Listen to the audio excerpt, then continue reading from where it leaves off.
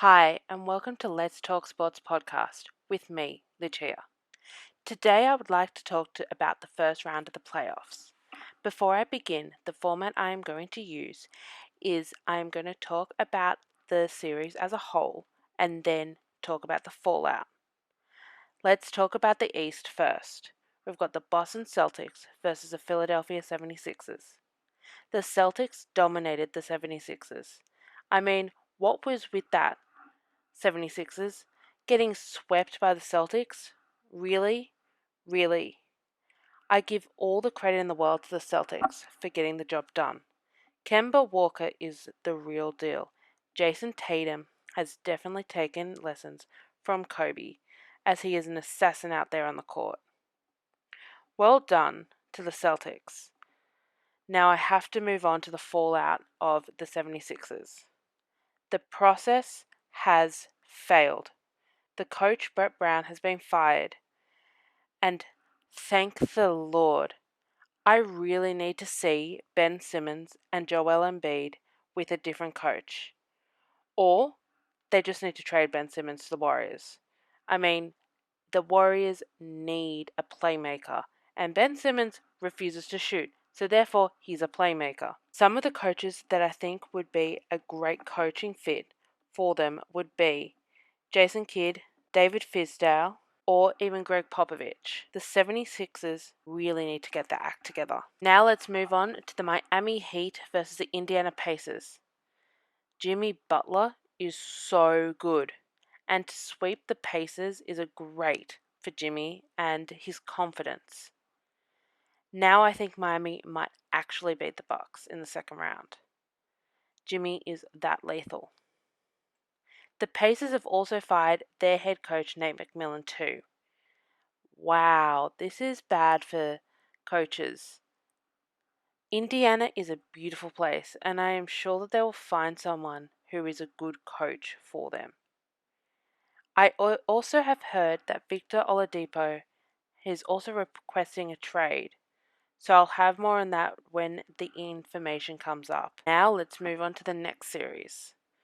The Toronto Raptors versus the Brooklyn Nets. Another clean sweep in the East, and this time it's for the Raptors.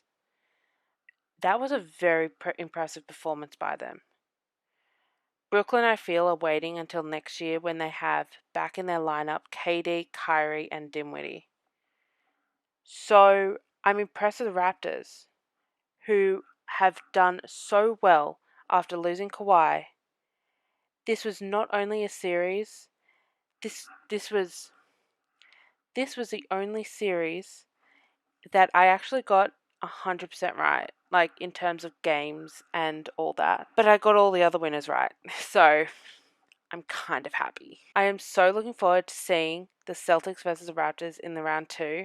So congrats, Toronto. Brooklyn are also going to be looking for a new head coach too. I've heard Pop's name also come up in this several times with them.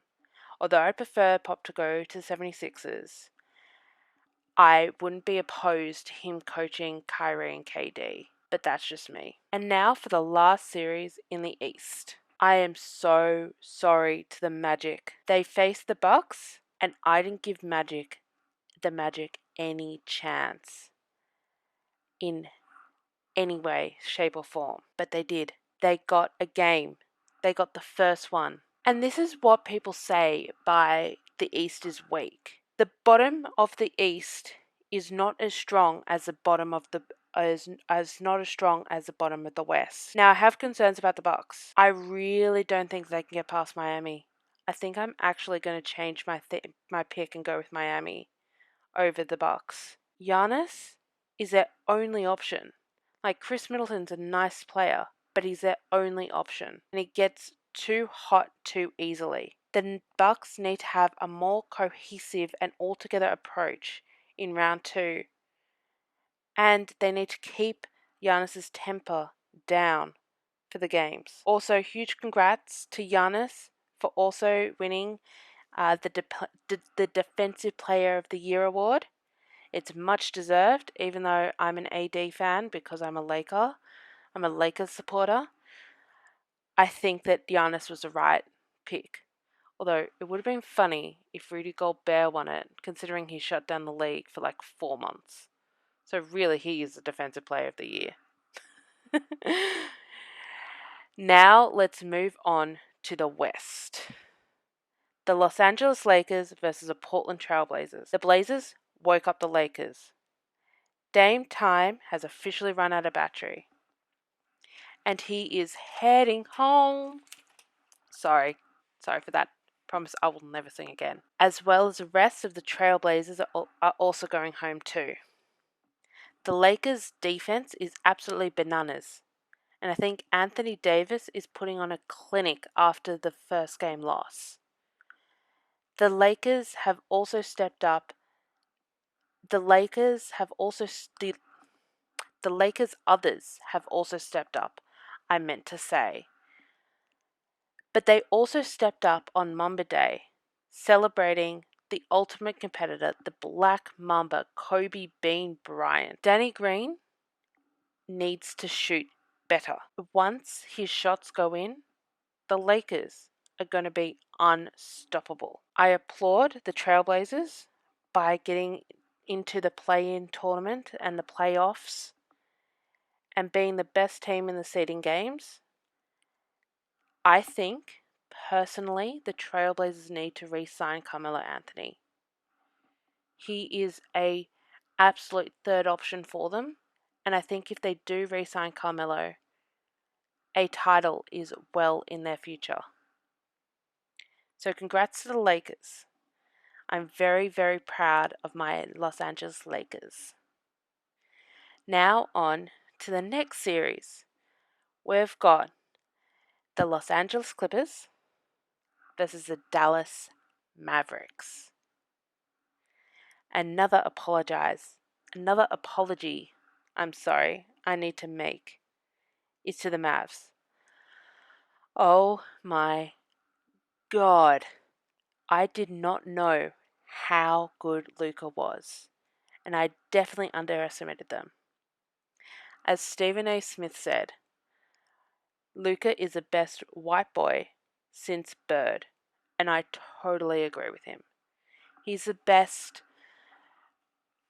He, to me, is so much better than Dirk already, and it's only his second year. Luka's a real deal. I think Luka is going to be an MVP within the next 2 years,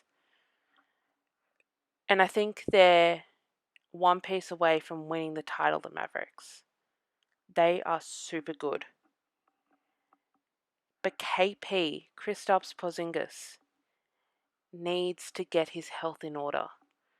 I really encourage him now in this off-season, now that he's got the off-season, to seriously do more rehab, get 100% because Luka needs him. I'm actually now more worried about the Clippers. They gave up 2 games to a 7th seed. And I'm not taking anything away from Luka, but I'm less impressed with them going into round 2. I am happy that PG-13 actually admitted that he was going through some emotional stuff.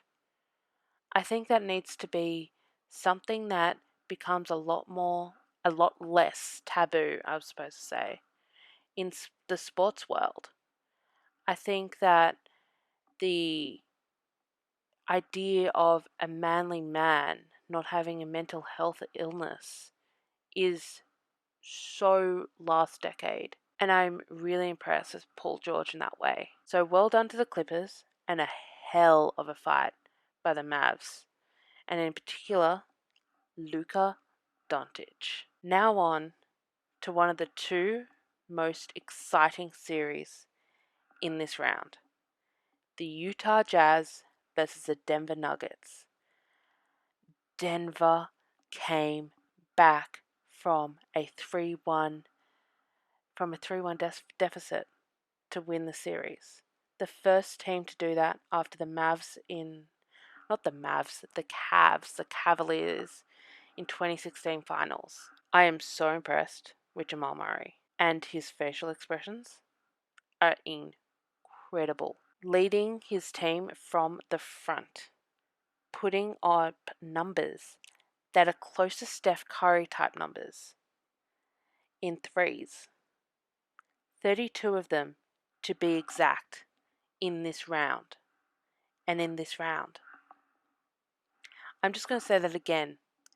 32 threes in this round. Steph Curry puts up numbers like that. And Steph Curry is the greatest shooter we've ever seen. Utah just got outmatched towards the end. Everything was going in Denver's favor. I love the Nuggets' fire. However, now I think they're a little tired.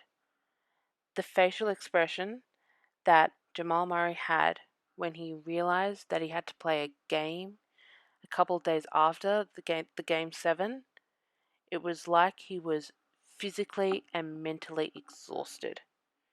The only team in the West that has actually got rest is the Lakers.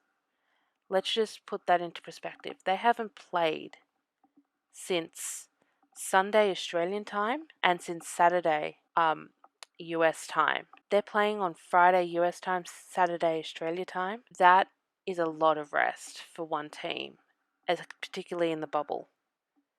So I'm worried about Denver in that way. And in the same way, I'm worried about the Rockets in that way too. But I'll get to the Rockets later. Utah can go home to a very beautiful city. The fan base might not be as good as what you would expect because I have no idea. But I genuinely do think that the Denver Nuggets have to try and rest up and go in for round 2. Good luck on that. Now onto the last series in the West. The Houston Rockets versus the OKC Thunder. Wow, what a series. This is actually the best one.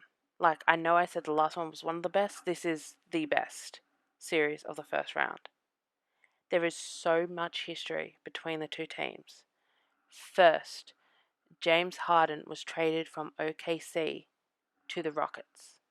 Then we had CP3, Chris Paul, traded last season from the Rockets to the Thunder because he was too injury prone, which was funny because it was Russell Westbrook who they did the trade for, and he was out for the first 4 games. So that is just a little funny aside. But CP3 took game 6 on his back and gave them a chance to win the series. However, they did ultimately come up agonizingly short. Everyone in the Rockets franchise was fighting for their job. Mike D'Antoni, the coach, Russell Westbrook, James Harden, those 2 players might not win a title if they don't win this year. And Daryl Morey, the GM, was fighting for his job. Well, he's been fighting for his job since the whole China thing came out. Russell Westbrook was really disappointing to me after he came back from his injury. Only scoring 7 points in Game 5, and then in Game 6 having a multitude of turnovers. I am really worried for them, as I said earlier, going into a series with the Lakers, who have had the rest, but not only that, have the size. They've got JaVale McGee, Dwight Howard, and AD in their lineup. The Lakers are actually a tall team, so you've got to think about that when I think about the Rockets. And the Rockets have gone small ball, and I just don't think that that's going to work when you're coming up against literal giants. So good job to the Rockets. Let's shake that off, and let's hope for a very good next round with the Lakers. Even though I still think the Lakers are going to sweep the Rockets just because of the size differentiation. And I don't know how well Russell and James are going to play together. So, there is my roundup of the first round of the NBA 2020 playoffs bubble edition. Next week, I will be going into round 2. By the way, if I didn't tell you earlier, I got all the teams right that were going to win. I was very, very happy with that. So that is all for this week's episode of Let's Talk Sports podcast with me, Lucia. So I'll catch you all next week. Bye.